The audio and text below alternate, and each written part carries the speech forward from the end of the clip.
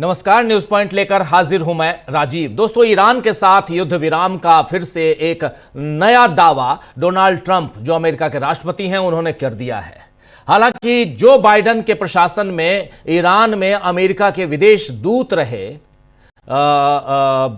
Iran में America के विशेष दूत रहे रॉबर्ट मैली का कहना है कि ट्रंप युद्ध में जब राजनीतिक और आर्थिक मोर्चे पर बड़ा नुकसान उठा लेंगे, उसके बाद ही किसी बड़े समझौते पर वो पहुंचेंगे। इस बीच संयुक्त राष्ट्र में भी ईरान ने अमेरिका के युद्ध अपराधों पर चर्चा की है और आप जानते हैं कि ईरान पर युद्ध के अब 1 महीना होने को हैं और इस दौरान अमेरिका और इजराइल को अपना एक भी लक्ष्य यानी टारगेट हासिल नहीं हुआ है। लेकिन दोनों देशों की क्रूरता और अपने हिसाब से अंतर्राष्ट्रीय कानून की व्याख्या की पोल दुनिया के सामने खुल चुकी है।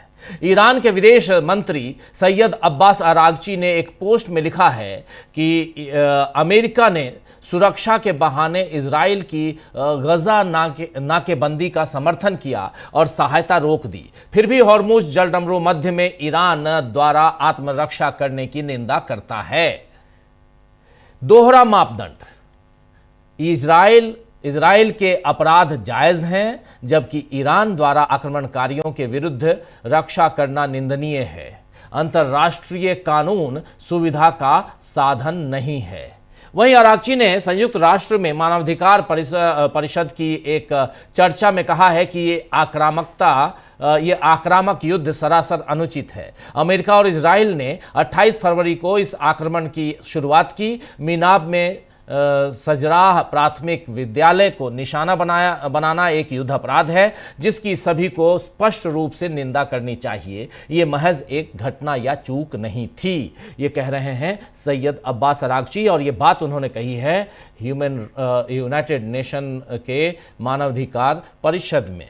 जी हाँ, इधर इस युद्ध में, इस जंग में अमेरिका की कमजोरी तो जाहिर हो ही गई है। ईरान के टेलीविजन ने अमेरिका की सेना को हॉलीवुड की सेना कहते हुए एक चुनौती भरा संदेश प्रसारित किया है, जिसमें टकराव के लिए तैयार रहने का दावा किया गया है और वियतनाम, अफगानिस्तान और इराक से भी बदतर हालात जो है वो होने की चेतावनी दी गई है अमेरिका की। और ये वीडियो सोशल मीडिया पर खूब वायरल हो रहा है।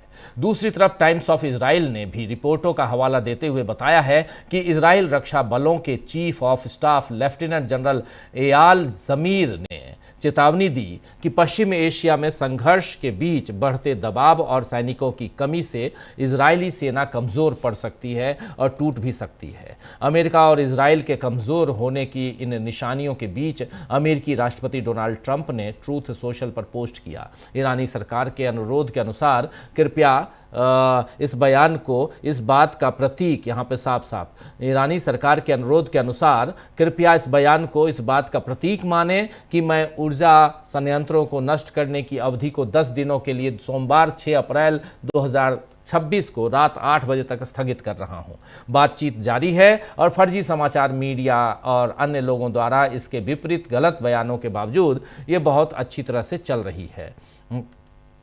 तो ट्रंप जो है, डोनाल्ड ट्रंप बातचीत जारी होने का दावा कर रहे हैं। वहीं जर्मनी के विदेश मंत्री योहान वाडेफुल ने जर्मनी के एक रेडियो स्टेशन से जर्मन रेडियो से बात करते हुए कहा है कि दोनों देशों यानी ईरान और अमेरिका के बीच अप्रत्यक्ष संपर्क रहे हैं और सीधी मुलाकात की तैयारियां कर ली गई हैं। उनके मुताबिक ये बातचीत बहुत जल्द पाकिस्तान में हो सकती है, लेकिन जो बाइडेन प्रशासन के दौरान ईरान में अमेरिका के विशेष दूत रहे रॉबर्ट मैली ने बीबीसी से चर्चा में कहा है कि राष्ट्रपति ट्रंप का ईरान के ऊर्जा संयंत्रों पर हमले को 10 दिनों के लिए टालने का मतलब ये नहीं है कि वो इससे पहले ज़मीनी हमले का आदेश नहीं देंगे। उन्होंने कहा है, यानी रॉबर्ट मैली ने कहा है कि ट्रंप का ये कहना है कि बातचीत में हुई प्रगति के कारण ये विराम उचित है। इसका मतलब ये नहीं है कि असल में कोई बातचीत चल भी रही है। उनका कहना है कि ये तब होगा जब ट्रंप ये तय कर लेंगे कि अब बहुत हो चुका है और इससे उन्हें राजनीतिक और आर्थिक दोनों ही मोर्चों पर नुकसान उठाना पड़ रहा है।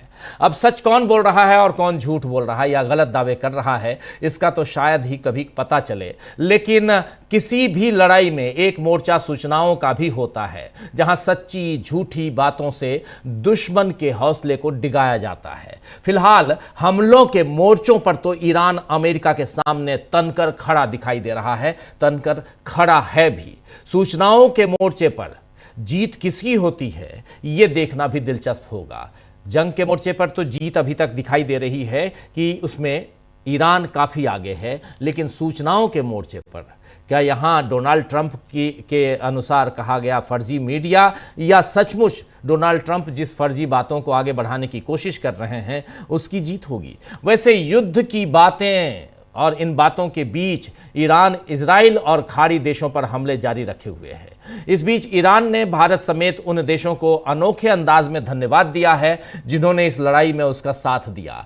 ईरान ने इजराइल पर मिसाइलों से हमला किया और इन मिसाइलों पर भारतीयों के लिए मैसेज लिखा, इंडियंस के लिए मैसेज लिखा। इस पर ईरान ने लिखा है कि भारत के लोगों का शुक्रिया। इतना संदेश लिखकर, भारत के लोगों का शुक्रिया, इतना संदेश लिखकर ईरान ने मिसाइल इजराइल पर दाग दी, यहां जो लिख रहे हैं। और एक मिसाइल पर जर्मनी, पाकिस्तान, स्पेन जैसे देशों के लिए भी संदेश लिखे गए हैं। सोशल मीडिया पर तस्वीरें सामने आई हैं जिसमें सफ़ेद रंग की, और ये आप देख लीजिए, सफ़ेद रंग की मिसाइल पर भारत के लोगों का धन्यवाद लिखा हुआ है। Thank you German people, thank you Indian people, people of India, देखिए लिखा हुआ। तो ये है, ये लिखा जा रहा है और ये मिसाइल के ऊपर लिखा हुआ है और इसको दागी गई हैं, इधर ईरान ने दागी हैं इजराइल के ऊपर। ईरान की इस्लामिक रेवोल्यूशनरी गार्ड कॉर्प यानी IRGC ने कहा है कि उसने शुक्रवार को इजराइल पर 83वां हमला किया है। इसमें लंबी और मीडियम रेंज की मिसाइलें, ड्रोन आदि का इजराइल के मिलिट्री सुविधाओं पर ये छोड़े गए हैं और इसके अलावा खाड़ी देशों पर भी ऐसी ही मिसाइलें ईरान ने दागी हैं। ये बात यहाँ कही जा रही है। वहीं इस युद्ध में, इस जंग से होने वाले नुकसान की आंच में अब पूरी दुनिया झुलस रही है और इसकी तुलना अब कोविड महामारी से की जा रही है। संसद में तो प्रधानमंत्री नरेंद्र मोदी ने इसका जिक्र किया ही था। अब रूसी राष्ट्रपति व्लादिमीर पुतिन ने भी कहा है कि कोई भी व्यक्ति दुनिया पर पड़ने वाले खाड़ी संघर्ष के गंभीर परिणामों का अनुमान नहीं लगा सकता है और इसकी तुलना केवल कोविड महामारी से ही की जा सकती है। पुतिन ने यह भी कहा कि ईरान पर अमेरिका और इजराइल के संयुक्त हमले से भड़के संघर्ष के बढ़ने से उद्योग खतरे में पड़ गए हैं और ये कहना मुश्किल है कि आगे इसके क्या परिणाम हो सकते हैं। ये बात यहाँ कही जा रही है। इधर रूस ईरान में नागरिक अवसंरचना पर हुए हमलों के संबंध में संयुक्त राष्ट्र सुरक्षा परिषद यानी यूनाइटेड नेशन सिक्योरिटी काउंसिल में बंद कमरे में चर्चा करने का अनुरोध कर रहा है रूस। यूनाइटेड नेशन में रूसी मिशन के प्रेस सचिव एवगेनी उस्पेंस्की ने पत्रकारों को बताया है कि रूसी संघ ने यानी रशिया ने ईरान में शैक्षणिक और स्वास्थ्य सुविधाओं सहित नागरिक अवसंरचना पर जारी हमलों के संबंध में संयुक्त राष्ट्र सुरक्षा परिषद से बंद कमरे में चर्चा करने का अनुरोध किया है। अमेरिका ने इस बैठक के लिए न्यूयॉर्क के समय अनुसार आज 10 बजे का समय निर्धारित किया है। ये 10 बजे का समय निर्धारित किया गया है। तो यूएन की इस चर्चा में क्या कोई समाधान निकलने की उम्मीद है, इस पर निगाहें बनी रहेंगी। लेकिन जिस तरह अब शक्तिशाली देश भी मान रहे हैं कि नुकसान कितना बड़ा होगा, ये अभी कहना मुश्किल है। उसी से समझ में आ रहा है कि अब पूरी दुनिया की आर्थिक और वैश्विक व्यवस्था, सारे समीकरण बदलते हुए दिखाई दे रहे हैं। तो क्या इस नए बदलाव में अमेरिका को मात दे देगा ईरान? इस पर चर्चा करेंगे। ईरान ने कैसे बाजी मार ली है और कैसे यहां झुक गए हैं डोनाल्ड ट्रंप, इन सब पे चर्चा करेंगे। आइए हमारे साथ जुड़े हुए हैं कुछ वरिष्ठ साथी, उनसे पहले आपका परिचय करवाता हूं और फिर आगे बढ़ते हैं। और बहुत महत्वपूर्ण है यहाँ पे अमेरिका के लिहाज से इस पूरे मामले को देखना समझना, क्योंकि अमेरिका जो है वो कहीं ना कहीं इस पूरे मामले में आगे बढ़ने की कोशिश करता हुआ दिखाई देता है। लग रहा था ऐसा कि अमेरिका यहाँ से अपने ढंग से अपनी चाल पर आगे रहेगा, लेकिन यहाँ अमेरिका पिछड़ता हुआ क्यों नजर आ